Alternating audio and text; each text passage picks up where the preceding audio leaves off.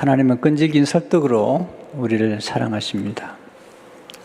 설득이란 마음을 움직이는 것입니다.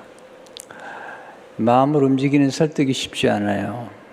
그냥 모든 게 설득이죠. 부모와 자녀의 관계도, 사업도, 직장 생활도, 또 사랑하는 것도 설득에 속한 것입니다. 사람의 마음 움직이는 게 참 어려운 것 같아요. 제 셋째 소녀가 이제 3살이 다 돼 가는데 아직도 손을 주지 않아요. 그 손녀의 마음 하나 움직이는 게 그렇게 어렵습니다. 네. 사람을 움직인다는 것은 정말 어려운 것이고, 또 가장 설득하기 어려운 존재가 누구냐면 자기 자신입니다. 자기를 설득하는 건 대단한 삶의 예술이에요. 하나님은 설득하시는 분이시죠. 근데 사람들이 말을 잘 듣지 않아요. 완악하고 어리석고 교만해서 하나님의 설득을 거절할 때가 많아요. 근데 하나님은 끊임없이 찾아오세요.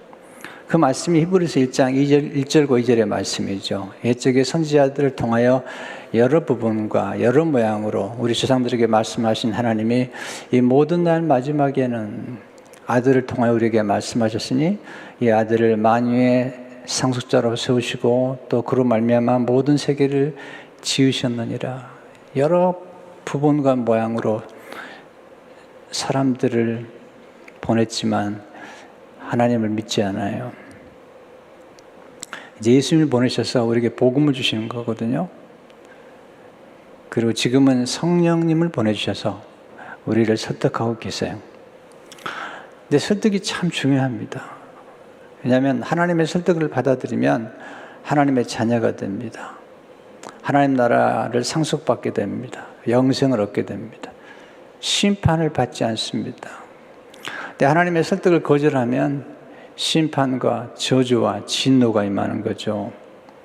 설득의 문제가 가벼운 문제가 아닙니다. 설득의 문제가 사느냐 죽느냐의 문제고, 그리고 천국과 지옥이냐의 문제입니다. 행복과 불행을 결정하는 문제이기도 합니다. 오늘 나아만 장군의 이야기를 아시죠? 나아만 장군이 나병에 걸렸는데 어린 소녀가 설득을 해요. 그 설득을 받아들임으로 나아만 장군이 병에 나왔어요. 요단강 7번 들어갔다 나왔거든요. 그게 설득의 결과입니다. 오늘 끈질긴 설득이라는 주제지만 우리에게 굉장히 중요한 주제라는 생각이 듭니다. 오늘 말씀 들어서 배우는 중요한 교훈들. 첫째, 하나님은 끈질긴 설득을 통해서 생명을 살리기를 원하십니다. 나만 장군을 설득함으로 나만 장군이 고침받는 정도가 아니에요. 사실은 하나님을 믿게 되고 구원을 받게 되었거든요. 1절은 이렇게 시작해요. 열왕기하 1절은 5장 1절에 보시면 아람 왕의 군대장과 나만은 그의 주인 앞에서 크고 존귀한 자니 여호와께서 전에 그에게 아람을 구원하게 하셨습니다. 그는 큰 용사이나 나병 환자더라. 굉장한 장군이죠. 또 하나님이 그를 도와주셨대요. 이방 사람이지만 하나님이 그를 도와주셔서 아람을 구원하게 하셨다고 성경은 기록하고 있죠. 큰 용사인데 문제가 있어요. 나병이 걸린 거예요. 그 당시 나병은 불치병입니다. 불치병 정도가 아니라 저주받았다고 생각하는 병이 나병이죠. 겉으로 화려해요. 권세도 있고 부여도 있어요. 그런데 속은 나병으로 썩어 문드러져 가고 있는 것입니다. 그 용맹스러운 용사가 지금 죽음 앞에 두려워 떨고 있는 것입니다. 그런데 나만 장군을 도와주는 소녀가 있어요. 2절에 나와요. 전에 아람 사람이 떼를 지어 나가서 이스라엘 땅에서 어린 소녀 하나를 사로잡음에 그 나만의 아내에게 수정들더니 포로로 끌려온 어린 소녀가 하나 등장하죠. 개역 한글에는 작은 계집아이라고 그랬어요. 이름도 기록되어 있지 않아요. 근데 자기 주모, 자기가 모시고 있는 여주인을 설득해요. 이 설득이 놀라워요. 3절 보시면 그 여주인에게 이르되 우리 주인이 사마리아에 계신 선지자 앞에 계셨으면 좋겠나이다. 그가 그 나병을 고치리이다 하는지라. 이 어린 소녀의 말을 듣고 이 주모가 마음이 움직여요. 이렇게 얘기하면 끝나는 거죠. 너 미쳤구나. 나병 환자가 낫는 거 봤니? 근데 그렇게 얘기하지 않아요. 남편에게 얘기를 해요. 나만 장군이 설득을 당해요.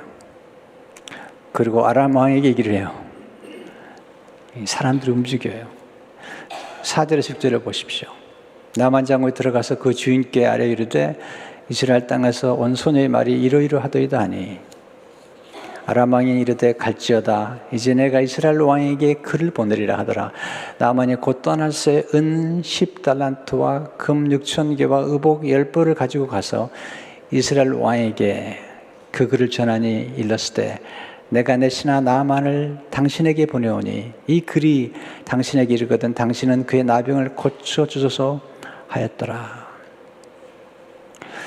이 어린 소녀의 말에 여주인이 움직이고 나만이 움직이고 아람 왕이 움직이고 있잖아요.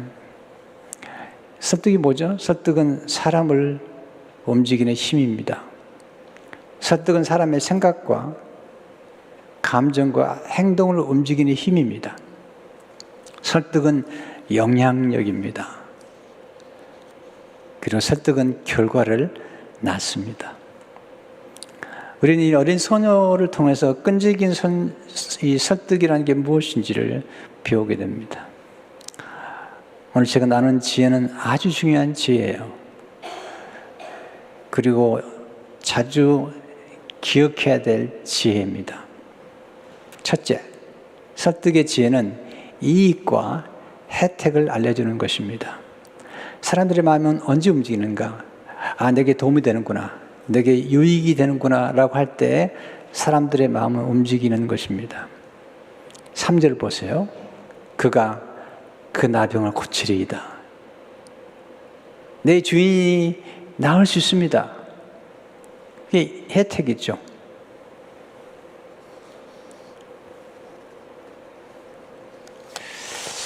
사람들의 마음은 자기에게 도움이 될 뿐만 아니라 다른 사람에게도 도움이 될 때 더 많이 움직이는 것 같아요. 인간은 이기적인 것 같지만 그래도 이타적인 존재예요. 그래서 다른 사람에게 도움이 되는 것까지도 감동을 받죠. 우리 교회가 그러잖아요. 우리 교회만이 아니라 우리 이웃들, 이제 멕시코 선교도 하잖아요. 이렇게 남에게 도움을 주는 것, 거기에도 우리는 설득을 받죠. 둘째로 설득의 지혜는 구체적인 정보를 제공해 주는 것입니다. 3절을 보시면 우리 주인이 사마리아에 계신 선지자 앞에 계셨으면 좋겠나이다. 막연하지 않아요. 사마리아, 장소는 사마리아, 사람은 선지자라고 얘기하고 있죠. 셋째, 설득의 지혜는 존중에 있습니다. 사람은 인정을 받고 존중을 받을 때 마음이 열립니다. 귀가 열립니다. 그리고 뇌가 열립니다. 어린 소녀가 자기 여주인을 존중했고, 아니 성경 자체가 이 나만 장군을 존중하고 있어요. 1절을 보시면 주인 앞에서 크고 존귀한 자, 네, 존중하고 있잖아요. 또 이 어린 소녀가 나만 장군을 향해서 우리 주인, 이 존중이죠. 사람들은 자기를 존중해주는 사람의 말에 귀를 기울입니다. 그리고 마음을 활짝 열게 돼 있어요. 넷째로 설득의 지혜는 공감 능력이 있습니다. 공감해 주는 것입니다. 공감은 자신의 고통을 경험하고 아는 것뿐만 아니라 다른 사람의 고통을 이해하는 거죠. 요즘은 공감 능력이 굉장히 중요해요. 공감 능력은 뭐냐면 다른 사람에 대한 사랑과 애정을 통해서 개발될 수 있어요.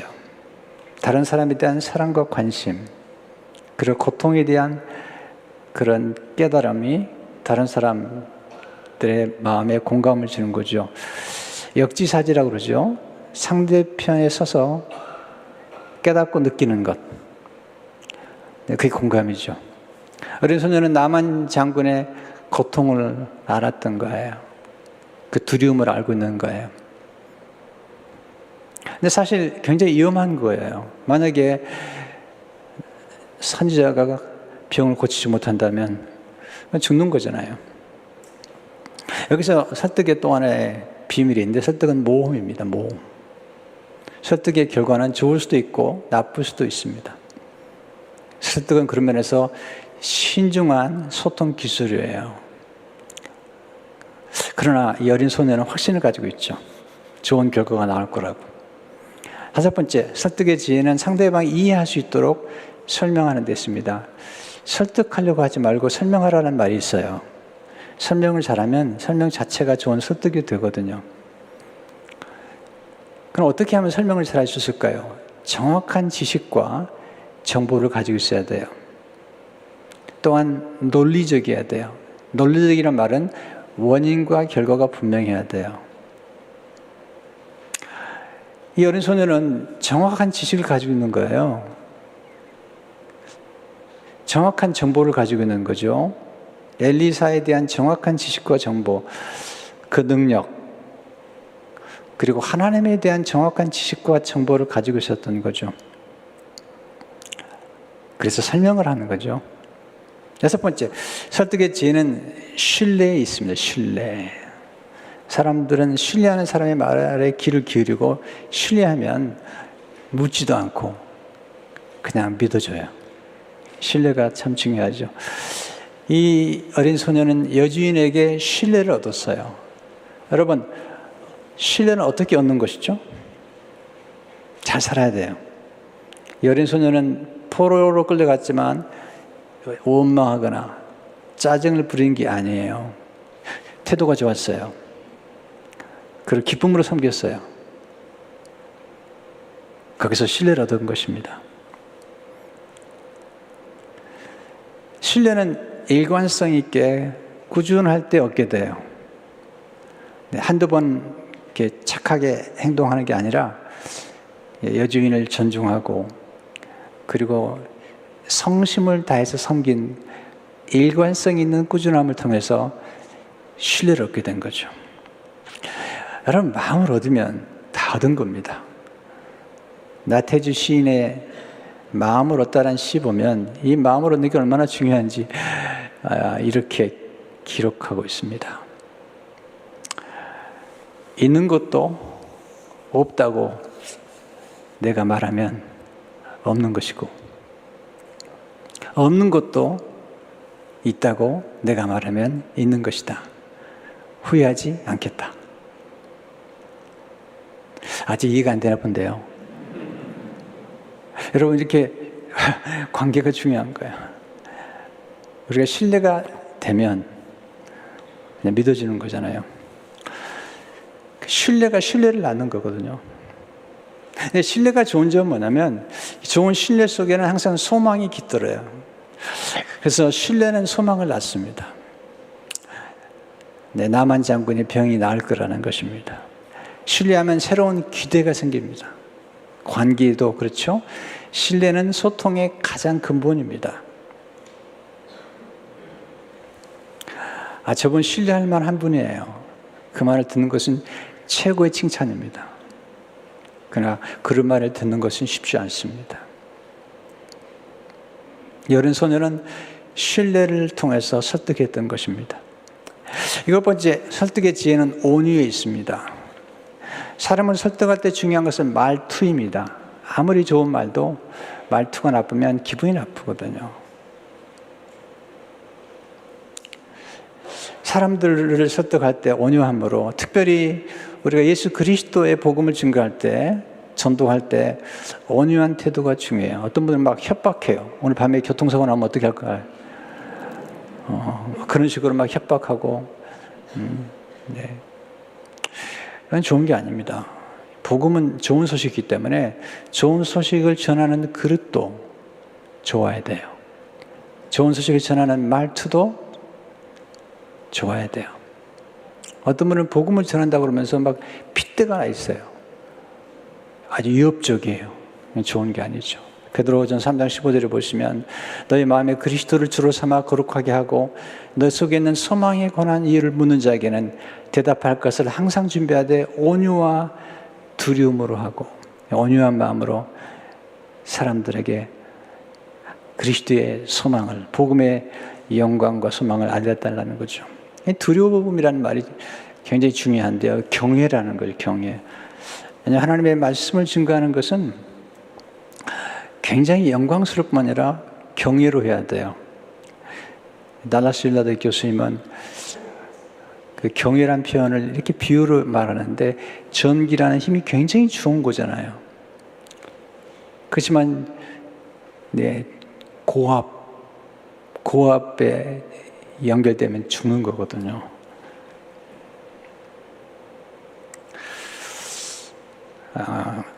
그와 같이 하나님의 사랑과 능력은 정말 좋은 거랍니다. 그렇지만 무리하게 다뤄서는 안 된다는 것이죠. 경외함이란 그 정의를 어제 우연하게 유진 피터슨 목사님의 책을 읽다가 그분이 이렇게 얘기하더라고요. 성경 보게 되면 그리스도를 경외함으로 피차 경외하라. 남편과 아내가 그리스도를 경외하는 피차 순종하라. 피차 복종하라. 아내만 복종하는 게 아니라 남편도 복종하라는 거예요. 그리스도를 경외함으로 피차 복종하라고 할 때 그 그리스도를 경외한다는 말이 무슨 말인가? 이렇게 표현하는데 제가 지금까지 들은 표현 가운데 가장 좋은 표현이었어요. 그 경외함이란 사랑과 존중으로 경청하는 가운데 반응하는 것이다. 남편과 아내를 정말 사랑한다는 것은 서로를 존중히 여기는 거고, 그리스도를 경외한다는 말은 그리스도를 경외함으로 서로가 사랑과 존중으로 경청하고 반응하는 것. 예, 또 순종으로 반응하는 것. 이것이 경외함이라는 것인데 너무 좋았어요. 그 정의가. 두 번째로 끈질긴 설득과 끈질긴 순종이 기적을 창조합니다. 나만 장군이 사마리아에 가죠. 왕을 찾아가니까 왕이 너무 충격을 받아요. 열왕기하 5장 6절 7절을 보시면 이스라엘 왕에게 그 글을 전하니 이르실 때 내가 내 신하 나만을 당신에게 보내오니 이 글이 당신에게 이르거든 당신은 그의 나병을 고쳐주소서 하였더라. 이스라엘 왕이 그 글을 읽고 자기 옷을 찢으며 이르되 내가 사람을 죽이고 살리는 하나님이냐 그 어찌하여 사람을 내게로 보내 그의 나병을 고치라 하느냐 너희는 깊이 생각하고 저 왕이 틈을 타서 나와 더불어 시비하려 함인 줄 알라 하니라. 아람 왕이 편지를 써준 거죠. 나만 장군을 내 병을 고쳐달라고. 그랬더니 이스라엘 왕이 옷을 찢은 거죠. 왜냐하면 자기가 하나님이 아니라는 거예요. 어떻게 나병을 고치자는 거예요. 왜냐하면 그 당시에 이스라엘 나병 환자가 많았지만 나병을 고침을 받은 사람이 하나도 없었어요. 그런데 그것도 아람 사람이 와서 나병을 고쳐달라고 그러니까 옷을 찢을 수밖에 없죠. 엘리사가 그 소식을 듣고 나만 장군을 내게 보내라고. 나만 장군이 엘리사의 집에 갔더니 엘리사가 나와보지도 않고 말을 해요. 그것도 사환을 보내서 얘기해요.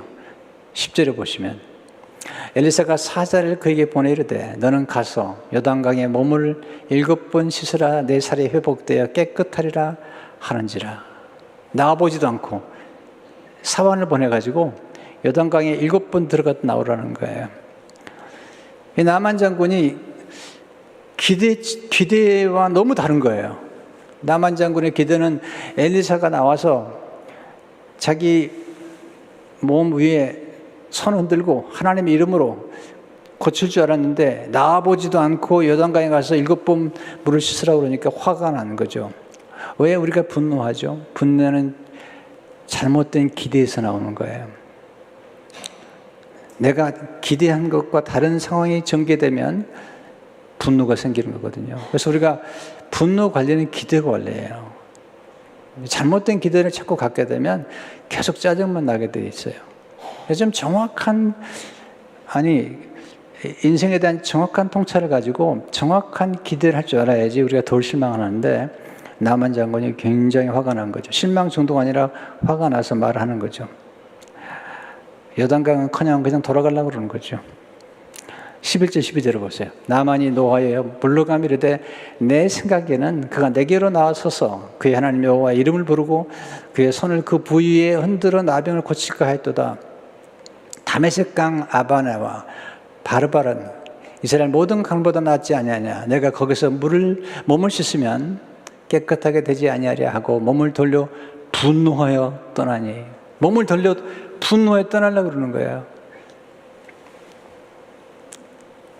그게 이제 이 스토리의 굉장히 중요한 클라이막스예요. 만약에 나만 장군이 분노한 채로 돌아갔으면 그는 죽습니다. 근데 거기에 훌륭한 종들이 등장해요. 종들이 설득해요. 13절을 보세요. 그의 종들이 나와서 말이르되 내 아버지요, 선지자가 당신에게 큰 일을 행하라 말하였더라면 행하지 아니하시리까 하며 당신에게 이르기를 씻어 깨끗하게 하라 함이리까 하니. 보세요. 종들이 설득을 하는데 이 나만 장군이 훌륭해요. 종들의 말을 경청해요. 그리고 요단강에 들어가죠. 저는 이 종들 속에 이 어린 소녀가 들어있을 거라는 생각이 들어요. 그렇지 않겠어요? 어린 소녀가 사마리아 얘기를 했으니까, 그래 선자 얘기를 했으니까 그 일행 중에, 종들 일행 중에 어린 소녀가 같이 갔을 거라는 생각이 들어요. 종들이 어떻게 설득했길래 이 나만 장군이 설득을 당하고 돌아가던 길을 멈춰 다시 요단강으로 들어갔을까요? 앞에 배웠던 것 가운데 세 가지가 여기서 등장해요. 첫째는 존중하며 설득했어요. 호칭이 좋았어요. 내 아버지요. 여러분이 아버지란 말 참 따뜻한 말이거든요. 어머니, 아버지. 종들인데 주인이라는 말보다 더 따뜻한 표현. 내 아버지요. 이건 관계 속에서 존중하는 표현이거든요. 둘째는 논리적으로 설득해요. 어떻게 설득하죠? 질문해요. 한번 생각해 보십시오. 여러분, 질문은 상대방을 생각하게 만드는 거거든요. 두 번 질문해요. 전반부 후반부인데 13절을 보시면 선지자가 당신에게 큰 일을 행하라 말했다면 행하지 아니었으리까? 아니, 더 어려운 일을 얘기해도 행했을 것인데 7번 들어갔다 나오는 게 뭐가 어렵습니까? 두 번째 질문이 그런 질문이죠. 하물며 13절에 당신에게 이르기를 씻어 깨끗하게 함이리까 하니.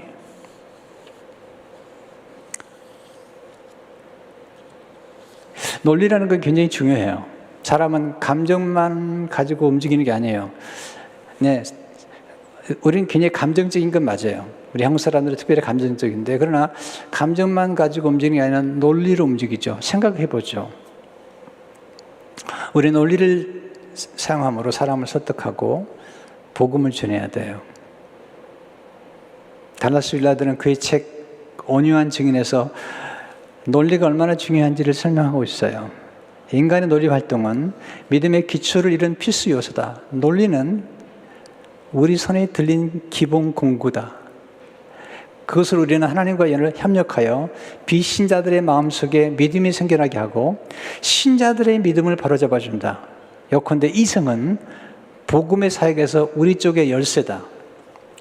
논리와 이성과 지성을 사용하는 것은 하나님이 주신 중요한 공구를 사용하는 거예요.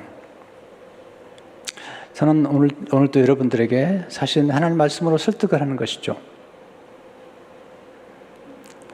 여러분의 감정에, 생각에, 그리고 지성에 설득을 하는데 하나님과 함께 제가 성령님의 도우심을 간절히 바라면서 말씀을 전하고 있는 거예요.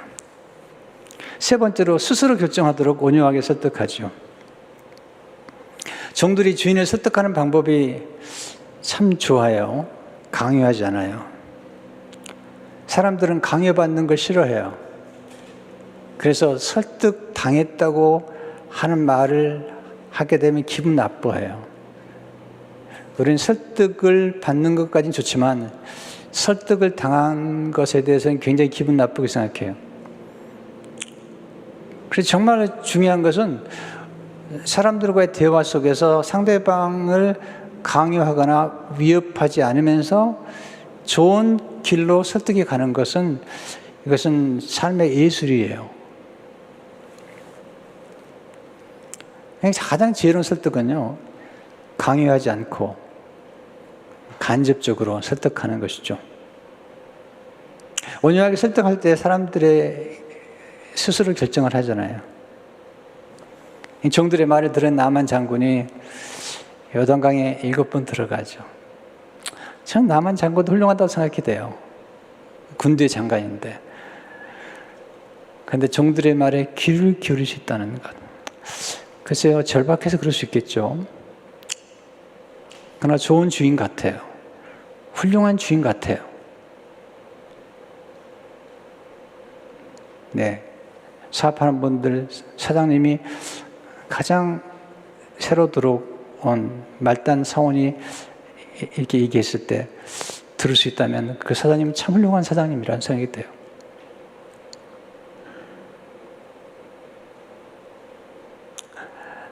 나만 장군에 들어가죠. 14절에 보시면 나만 이에 내려가서 하나님의 사람의 말대로 요단강에 7번 몸을 잠그니 그의 살이 어린아이의 살같이 회복되어 깨끗하게 되었더라. 그래서 중요한 원리가 나오죠. 끈질긴 설득이 끈질긴 순종을 낳았습니다. 만약에 종들이 끈질기게 설득하지 않았다면 나만 장군은 고침받지 못하죠. 그러나 6번만 물에 들어갔다 나오면 안 돼요. 7번 끝까지 순종해야 돼요. 끈질긴 순종이 하나님의 기적을 낳습니다. 순종의 양이 찰 때 기적이 일어납니다. 순종이 어려운 겁니다. 성경에서 순종을 가장 높이 평가를 해요. 아브라함이 순종할 때 하나님이 너무너무 감동을 받으세요. 예수님께서 십자가에서 죽기까지 순종할 때 구원의 사역이 이루어지죠. 여러분, 값진 건 다 어려운 겁니다. 싸구려는 쉽습니다. 값진 건 힘이 드는 겁니다. 7번 들어갔다 나와야 돼요.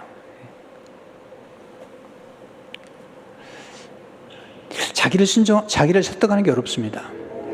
나만 장군이 자기를 설득했던 거죠. 종들의 말을 듣고 자기를 설득해서 요단강으로 들어가서 7번 들어갔다 나오는 것입니다.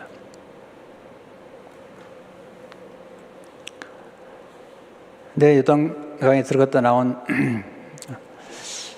이 나만 장군이 고침받으니 얼마나 기뻐했을까? 얼마나 기뻐했을까 생각이 들어요. 뿐만 아니라 같이 갔던 종들이 얼마나 기뻐했으며 이 어린 소녀가 얼마나 기뻐했을까 생각이 들어요. 근데 나만 장군이 보면 하나님이 주신 선물이 있어요. 그 선물이 뭐냐면 믿음이죠. 여기 보면 하나님의 사람의 말대로 순종했거든요. 나만 장군, 내 생각에는 자기의 생각을 내려놓고 하나님의 사람의 말, 곧 하나님의 말씀을 따라 순종했기 때문에 그의 삶에 기적이 일어났던 거거든요. 믿음은 선물이에요. 오늘 예배에 참석한 한 분 한 분, 또 온라인으로 예배를 드리는 한 분 한 분 모두 다 사실은 믿음의 선물을 가진 분들일 뿐만 아니라 오늘 예배에 참석하는 것도 스스로가 스스로를 설득한 거예요. 예배에 참석하자. 근데 믿음은 하나님의 선물입니다. 하나님께서 나만 장군 내게 축복하셔서 그 안에 믿음을 선물로 주신 거예요. 예수님이 나만 장군의 믿음을 칭찬하세요. 이스라엘 땅에 나병 환자가 많았지만 나병이 고침받을 거라고 믿은 사람은 없었다는 거예요. 오직 아람 사람, 수리아 사람 나만만 믿음을 가졌다는 거죠. 누가복음 4장 27절을 보시면 또 선지자 엘리사 때 이스라엘에 많은 나병 환자가 있었을 때 그 중에 한 사람도 깨끗함을 받지 못하고 오직 수리아 사람 나만뿐이었느라 예수님이 하신 말씀이에요. 그러면 나만 장군이 믿었거든요. 믿었기 때문에 경청했던 거죠. 엘리사의 말에 여러분, 경청은 순종을 낳습니다. 경청이 치유를 낳습니다. 경청을 통해 복을 받게 됩니다. 자기의 생각을 내려놓고 하나님의 생각을 선택했던 것처럼 우리도 우리의 생각을 내려놓고 하나님의 생각, 하나님의 뜻을 쫓아갈 때 우리 놀라운 축복 속에 들어가게 됩니다. 나만 장군이 그냥 가지 않아요. 엘리사에게 와서 감사하고 하나님께 영광을 돌려요. 훌륭한 사람이에요. 15절 보세요. 나만이 모든 군대와 함께 하나님의 사람에게로 돌아와서 그의 앞에 서서 이르되 내가 이제 이스라엘 외에는 온 천하에 신이 없는 줄을 아나이다. 네, 감사를 표현하고 하나님께 영광을 돌리는 것을 보게 됩니다. 끈질긴 설득을 통해서 하나님께 영광을 돌리십시오. 어린 소녀의 끈질긴 설득이 나만 장군을 고칠 뿐만 아니라 아람 땅에 하나님의 영광을 드러냈어요. 네, 나만 장군이 모든 집안 식구들이 하나님을 믿었을 거예요. 그리고 왕도 소식을 들었을 것이고, 그리고 아람 전체 나라에 하나님, 나병도 고치시는 하나님의 영광이 드러나는 것입니다. 뿐만 아니라 이 어린 소녀가 얼마나 사랑을 받았을까. 그 전에도 사랑을 받은 것 같아요. 워낙 태도가 좋으니까요. 마태복음 7장 12절의 말씀을 기억해야 되죠. 그러면 무엇이니 남에게 대접을 받고자 하는 대로 너희도 남을 대접하라. 이것이 율법이요 선지자니라. 여기서 우리는 어린 소녀의 이 설득의 비밀이 마지막으로 하나 더 있어요. 그 비밀이 뭘까요? 설득을 잘하기 위해서는 잘 살아야 합니다. 저도 늘 설교자로서 두렵습니다.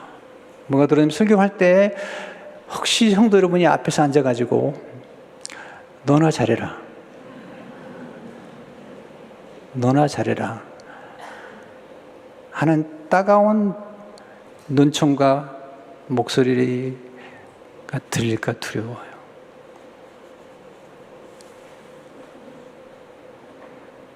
말만 잘해서 설득할 수 없습니다. 우리는 말만 잘하면 약장수라고 그래요.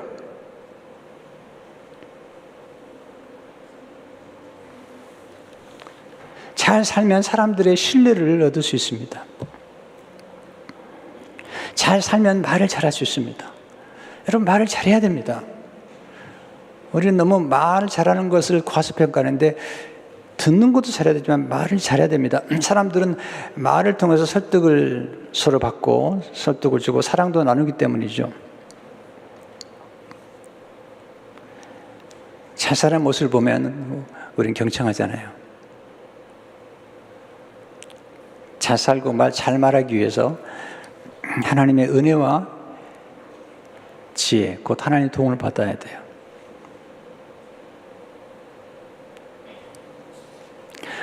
우리가 잘 살아야 될 가장 중요한 이유는 복음을 전하기 위해서요. 여러분, 이 설득이 내 천국과 지옥을 가르고 생명과 죽음을 가르고 축복과 저주를 가르잖아요.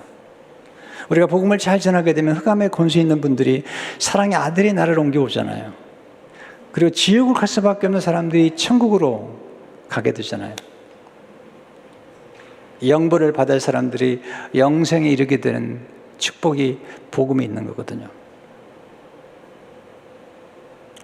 오늘 우리가 함께 배운 이 끈질긴 설득이 중요합니다. 지금 사람들은 사실은 나만 장군 같은 사람이 많아요. 겉으로 볼 때는 아주 멀쩡하고 계급장도 있고 화려하고 그리고 타이틀도 굉장한데 속은 썩어가고 죽어가고 병들어가고 두려워하는 사람들이 세상에 너무 많아요. 우리가 그들에게 복음을 전해야 돼요. 어린 소녀처럼 끈질긴 설득, 온유한 설득으로 복음을 전해서 생명을 구원해야 됩니다.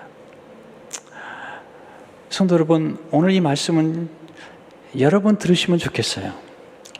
이 말씀을 가정에서, 부부 사이에, 자녀와의 사이에, 또 회사에서, 직장에서, 학교에서 적용한다면, 또 교회 생활에 적용한다면 훨씬 풍성해지라는 생각이 들어요.